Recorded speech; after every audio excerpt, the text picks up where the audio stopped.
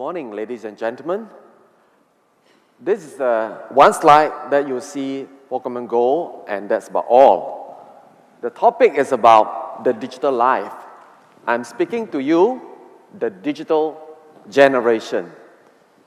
I've been in the ICT industry in the last 27 years, and in fact, 10 years ago, we said that one physical year could be equivalent to 3 internet years. So in other words, I would have seen like 81 years equivalent of the development of that internet generation. And if you see that in the context of human world, 30 years is considered one generation. In the case of technology, actually we have seen already more than many generations. And certainly today, we have our physical life, and out there, you see in this photo, there is this Pokemon there, and as we are about to take the photo, suddenly this thing came and it becomes part of combination of digital life that is out there and also the physical life. And I'm going to share with you a lot more about whether is this real, is this part of us, and what are we going to do about this. Not about Pokemon Go, but about the overall context of the digital life moving forward. Simple question is this: human has our limitation, and can we lift something that's 5,000 times our body weight, just like ant? We've heard of cockroaches, that's very resilient, and now ant has got this super and enormous ability to carry that kind of weight that human could never emulate. However, that was the assumption in the past. Moving forward, I would challenge and say yes. And there was this TV series 30 years ago. It was the best-selling, most watched TV series. It's called The $6 Million Man. That this person has a bionic arm and bionic leg that actually run like many times, thousands of miles, and a speed faster than anyone. And he has got bionic eye that can see very far, can look into even like, tens of kilometers, even thousands of kilometers, and see the minute detail. There's bionic eye. So science fiction is becoming alive now and also more so in the future. We are going to look at, first of all, some major trends in the technology world and get some insights about how this technology can enable, can disrupt, as well as renew the society that we live in. And finally, we're going to see how ready are we in embracing both our physical as well as digital life. Just one big picture. We live as an individual that is also part of a community, that's part of a nation, and now part of a global village, as you see the building blocks building up there. And likewise, in businesses, you have individual company that would then group together and form one whole industry, like property industry or transportation industry, and so forth. And then moving up, you will see that it is part of the entire national and international business network or infrastructure out there. And of course, governing this, there are laws, there are, in fact, the centerpiece of this that we're going to talk about is the network connectivity.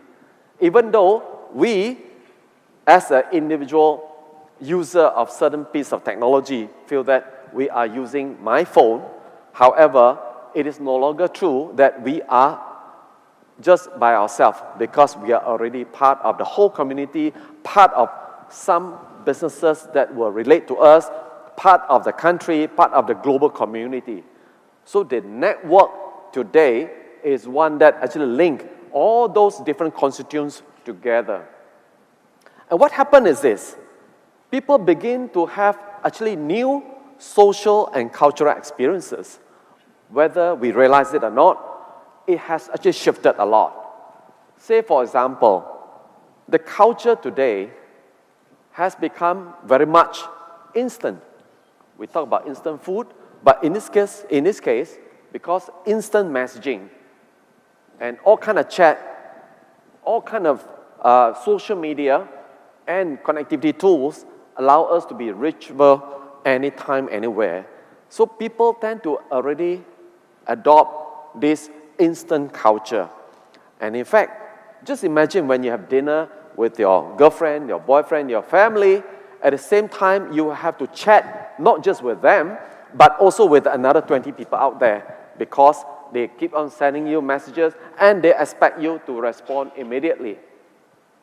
So as a result of that, people tend to multitask a lot, either in work, in your study, and in your private leisure time. And I've seen people who are watching TV and they're chatting at the same time.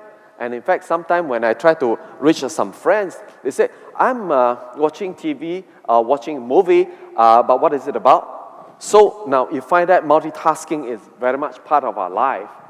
And the concept of space, time, all this is broken because we can no longer, for the working adult, say we want to go for holiday and forget about work because you are reachable.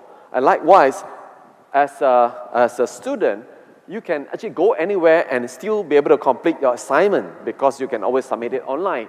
There's no concept of time and space. Now, on a more serious topic, economically, there are a lot of concern how this technology development could actually affect the state economy, especially with regard to employment, because it is predicted that in a very not so distant future, people are looking at the possibility of robots and automation replacing half those jobs. In fact, whatever that you may be studying today in the uni, to prepare yourself for the future employment may actually see a very major change because a lot of those work could be replaced by artificial intelligence and technology of different sort. We just need to be very mindful of this and be aware right now. And in the legal and political context, you find that the cyber world today, it is actually a very different world where the digital life has very different set of rules and regulations. And in fact, the government of today will find it very difficult to manage and control. Let's say, for example, you buy something from somewhere else. Who is paying for the tax? You see, government need income in order to build roads and hospitals. But if they don't have income out of the sales of products or profit that's generated, then it will impoverish a particular area.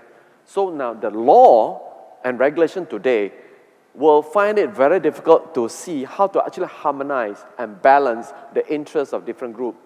Not to mention that these days a lot of cyber attack, terrorist attack, all these actually come from the cyberspace. So in fact, it will take a very long time before the law can catch up with the pace of technology. One recent classic example would be the fight between Uber as well as taxi association, because taxi associations find that they are taking away their businesses and wanted the court to declare Uber illegal as a taxi service provider. And court find that Uber is not operating as a taxi service provider. They are, in fact, an information provider linking the passengers to those people who have cars that wish to actually generate some income and go somewhere and perform the service for the passengers. So there are a lot of gaps in how law and regulation keep pace with the development of technology. Now, having said all these things, we just need to make sure that we understand that we are all impacted by technology. This is one slide to show that digitalization is now going to eventually transform every single industry. You talk about government, security, there's no way to predict any threat or monitor any threat without the use of technology. Healthcare, you have seen all kind of biotechnology, gene therapy, stem cells, all kind of other new area of research that will be empowered by the use of technology too. Internet of Things, image processing, artificial intelligence. Just to quote one example, a lot of time when we seek treatment, there is this image that will be produced by either MRI machine or CT scan machine. And we will have specialists, radiologists, to interpret those images. Now, it takes a lot of experience and knowledge in order to be able to write a report about what's wrong with this image or this particular patient. Now, a lot of these images can be fed into the artificial intelligence. Now, then the machine or the robot could then learn the trick, not just the trick, the knowledge of the radiologist. And when an image is fed, then with the help of AI, a report can be generated that could actually be some sickness, some problem somewhere, and it can be done very fast. So this is actually happening in the next 1 year or so.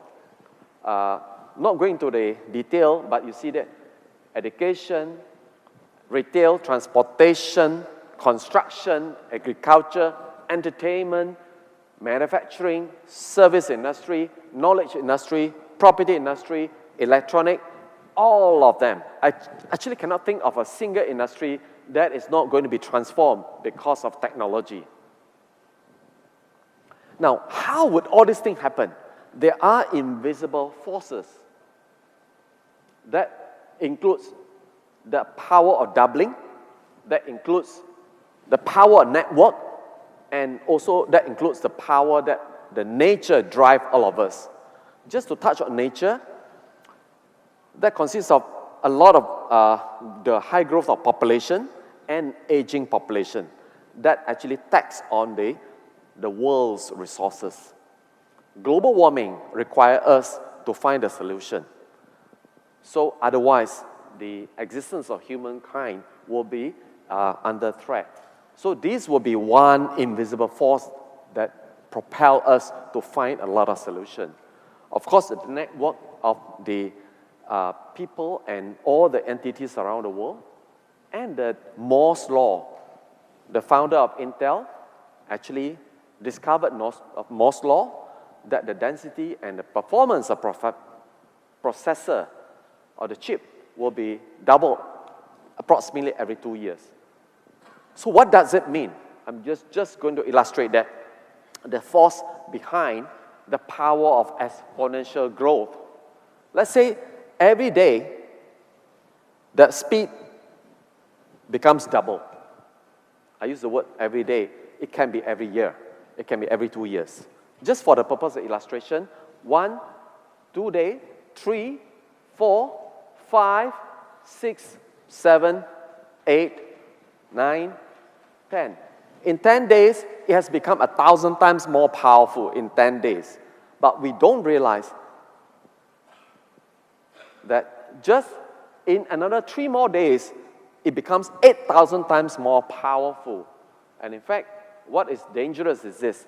In the 20th day, it becomes 1,000,000 times more powerful by applying this same analogy, same projection. So because of that, we often are blinded by what we experience today. We could be at the point of 1,000, but we couldn't see what's coming when it becomes 8,000. We couldn't see what happened. It's just very near future, it becomes 1,000,000 out of these numbers.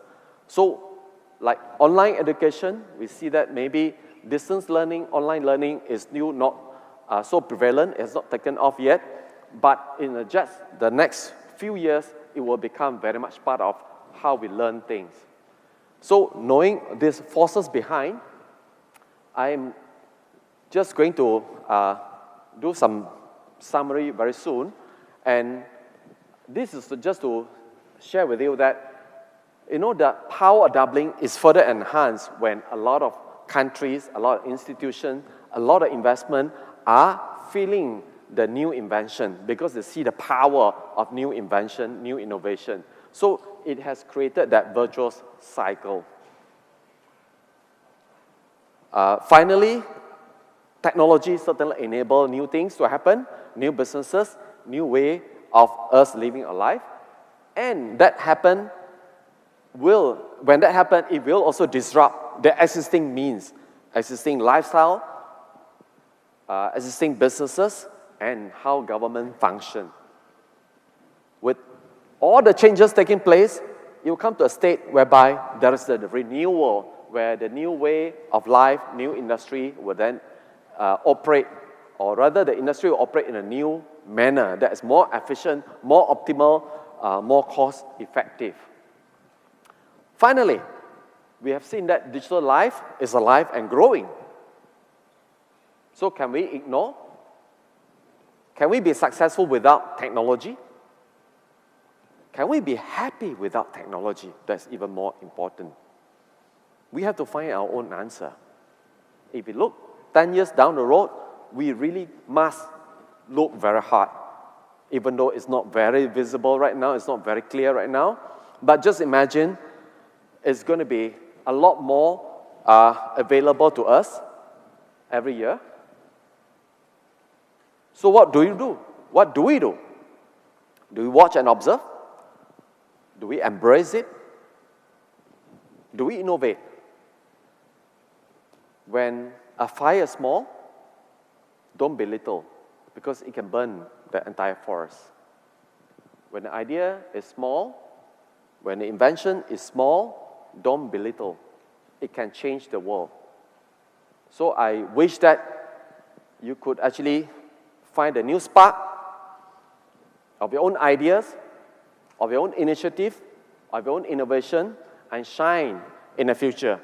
That's in line with the theme of luminosity. Thank you.